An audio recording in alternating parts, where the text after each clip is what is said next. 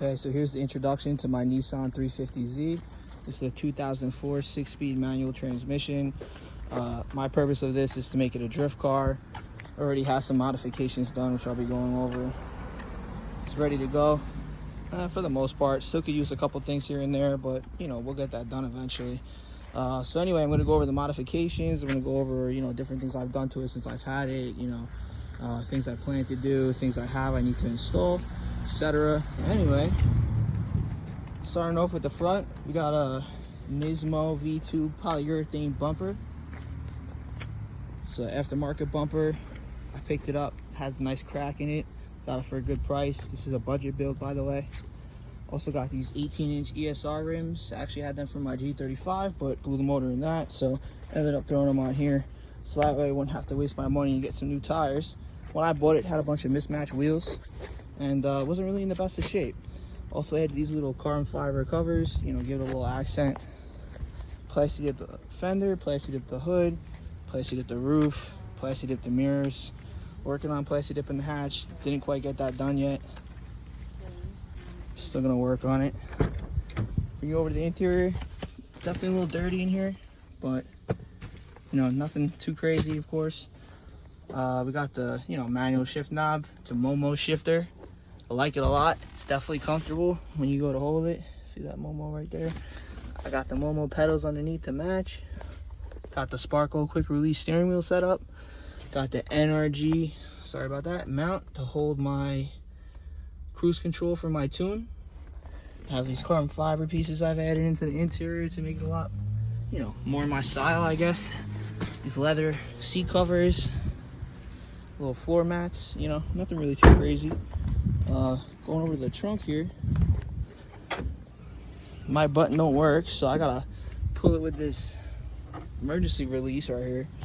But yeah, trunk's gutted. Got some tools in here, low profile jack. You know, all the good stuff. Also, got some coilovers on here, if you see them. Some True Heart coilovers. Got it pretty slammed down, really low, for my first low car at least. Got the quick release bumper set up. Okay, we'll go to the hood now. See what we got under here. All right, so don't mind my zip ties here. If you don't know, I am the zip tie king. Anyway, I got an InGen cold air intake, got the 350Z strut bar. When I bought it, did not have that, had to add that. Got the Z1 hoses. Everybody who has this motor, the VQ35DE, knows that that hose right there is always very brittle from being heat soaked, etc. So definitely want to get to that. Got another Z1 hose over there.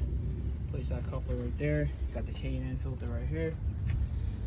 And that's pretty much it. Got the oil catch can set up. I just put that rag there recently, so don't mind that. That's just, you know, just keep it there from rubbing up against the power steering container. But it seems to fit there pretty good, so not really too worried about it. Doesn't really get hot or anything, so nothing really to be concerned about. Other than that, we got these hood. Other modifications we have here are Z1 test pipes. Let's see if we can see them. Maybe not really. Anyway, we do have Z1 test pipes down there. We have basically everything else is eBay, stock headers. We also have a welded diff, you know, trying to make it a drift car here. Things I do need to get will be a wide angle kit eventually, once I get a little bit more advanced.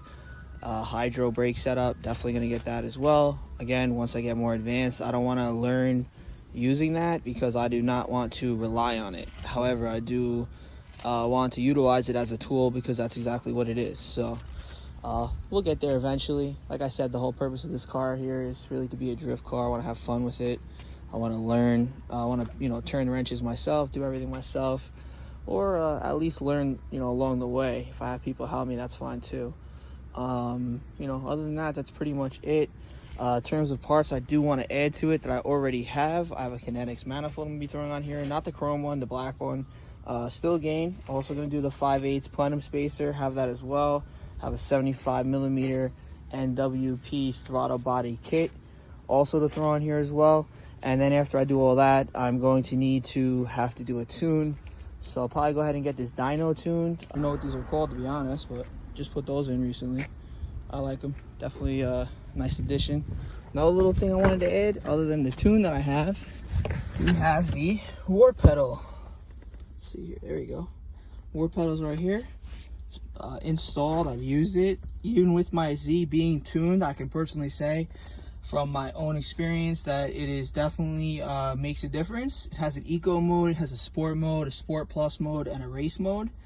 And it has an off setting as well, so if you don't want to use it, you could just turn it off, and you know, that'll do that. But obviously, you know, why not use the eco mode if you're not going to be using the race mode or the sport mode?